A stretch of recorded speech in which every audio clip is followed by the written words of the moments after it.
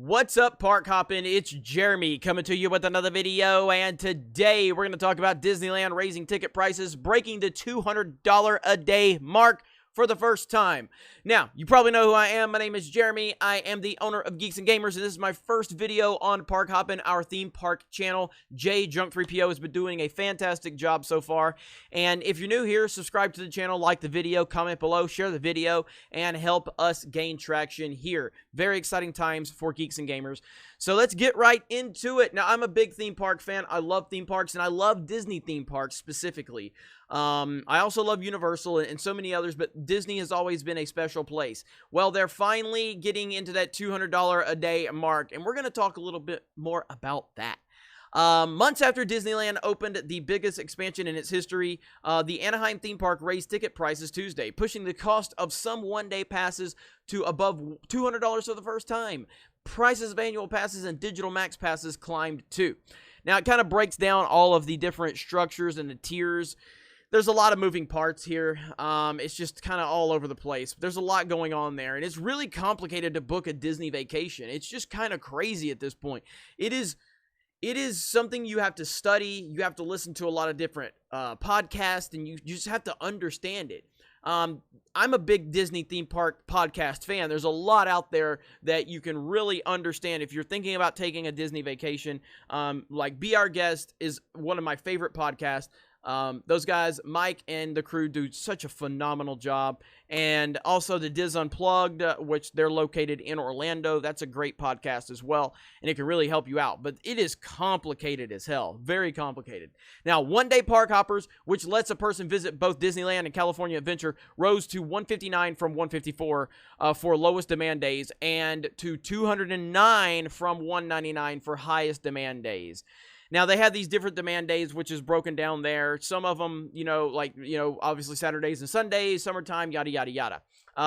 Max Pass still getting, got a raise in price as well, which is where you can, the park visitor is able to digitally book reservations for rides and attractions instead of waiting in line.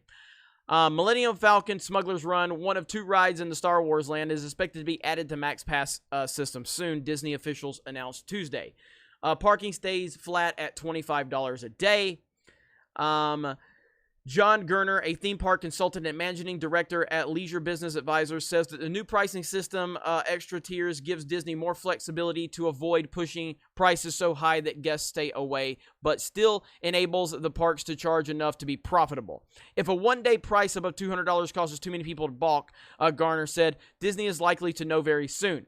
They will begin to see customer surveys, he said. That is going to be a sign that they have gone too far, if they've gone too far. The price of the least expensive annual pass, the Select Pass, which blocks out holidays, peak demand days, rose 5% from $419 to $399. The most expensive annual pass, the Premier Pass, which gives guests access to Disney parks in Anaheim and Orlando without blocking any dates, jumped 13% from $2,200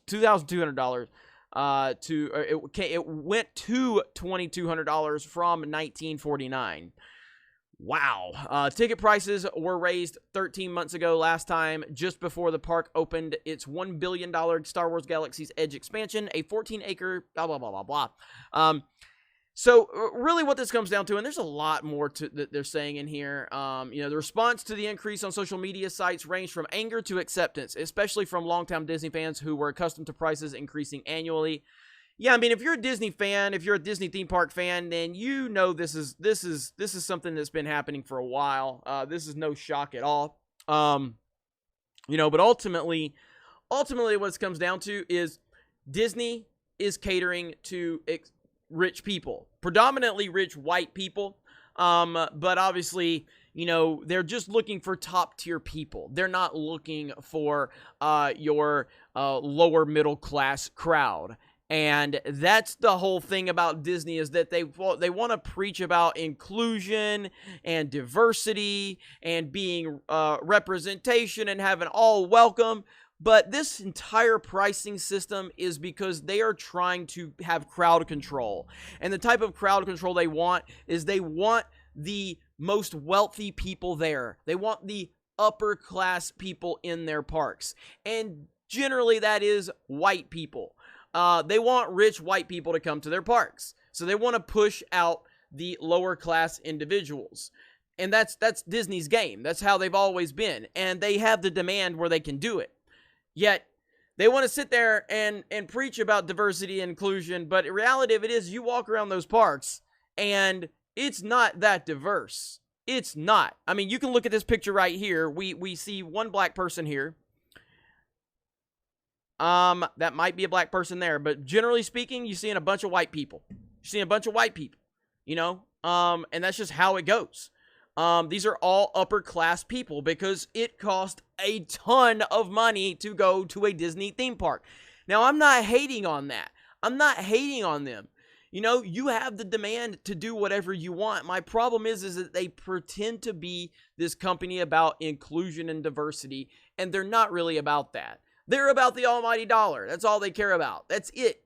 More power to you. I go to these parks. I'm happy that, you know, I can go there and I can enjoy a clean park that operates pretty damn efficiently. Yes, they have their problems here and there, but most of the time, it's a pretty well-run operation. And I don't have a problem with that. I have a problem with the virtue signaling from Disney at times. But at the end of the day, they do what they have to do. These parks run phenomenally. And if it works for them, it works for them.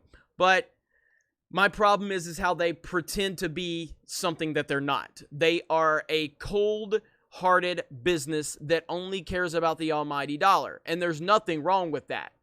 Problem is they pretend that they're not. But anyway, what do you think about this? Let me know in the comments below. And again, welcome to Park Hoppin'.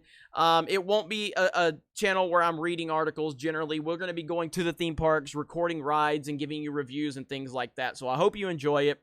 And welcome everyone that's new here, and we look forward to any content that you want to see. Please, in the comments below, let me know what theme parks you would like for us to visit, what rides you would like for us to review, and we will do our best to make it happen. But the more support we have, the better opportunities we will have to make these things happen. So, again, have a great day. Thank you very much for checking out this video, and we will talk to you later.